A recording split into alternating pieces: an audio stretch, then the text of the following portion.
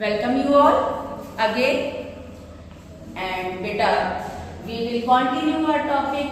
जैसे पहले हम लोगों ने इंट्रोडक्शन पढ़ा, देन हम लोगों ने माइक्रोस्कोप की डिस्कवरी पढ़ी, then cell theory, after that prokaryotic and eukaryotic, then plant and animal cell. Now we have to start with the different small structures which are present in the plant and the animal cell. So firstly we will start it from the first organelle, that is the nucleus.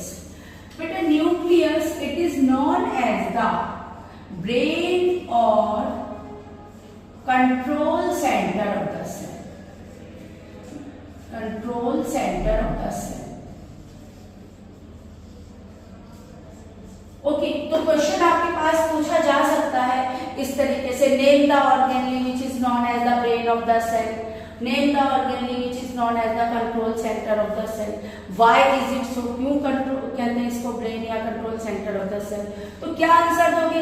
Because it control the other activities of the cell.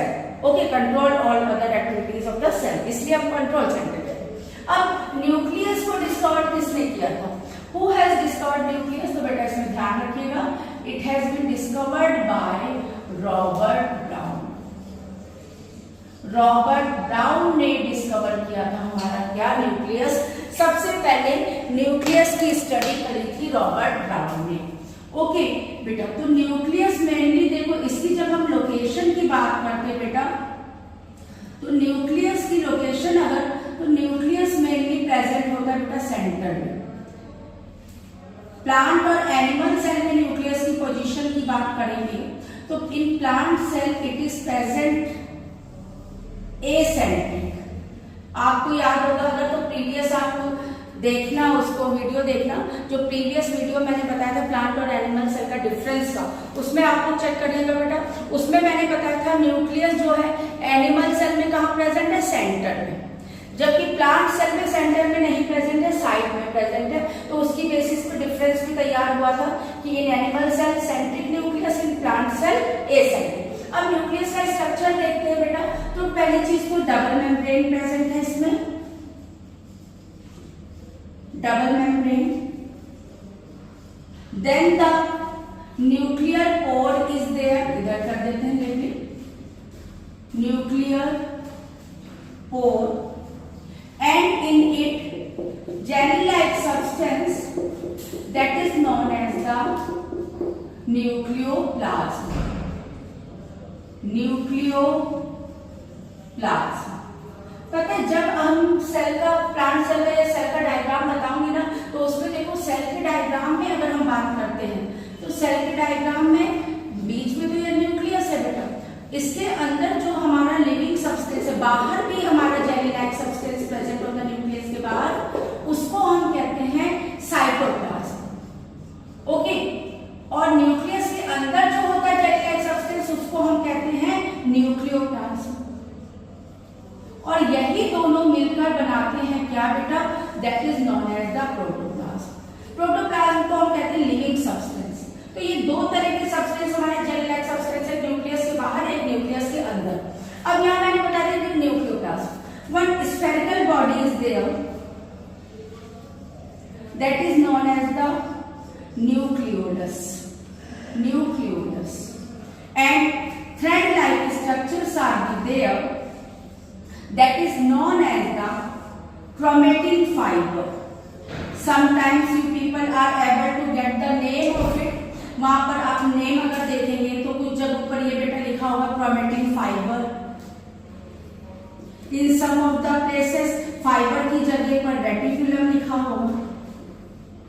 Okay, तो nothing is be there, both are the things, same things are there.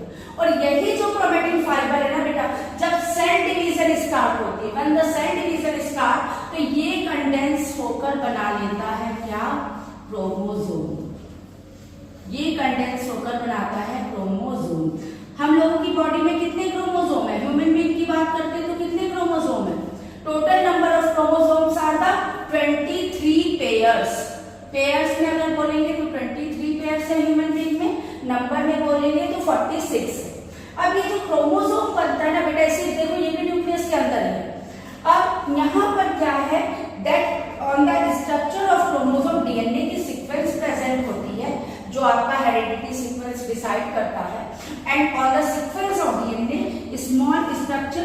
There जिनको हम कहते हैं jeans.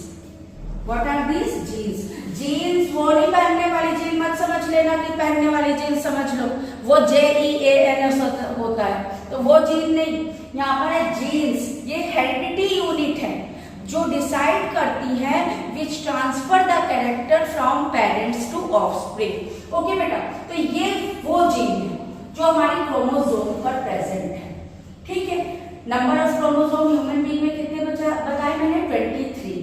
ये chromosome 23 है, इनको अगर divide करेंगे तो 22 पेयर्स ये हमारे कहलाते हैं बेटा ऑटोजोम्स। ऑटोजोम्स। और जो लास्ट पेयर है 23rd पेयर, लास्ट पेयर होता है, it is known as the sex chromosome. Sex chromosome.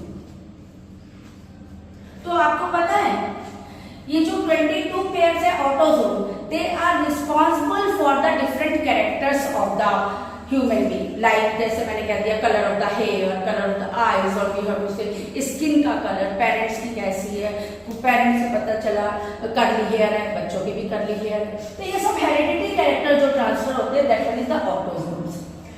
23rd pair मैंने जो बताया बेटा, that one is the sex chromosome, और ये डिसाइड करता है, सेक्स क्रोमोसोम दोनों अलग होते हैं बेटा, मेल के केस में अलग होता है, फीमेल के केस में अलग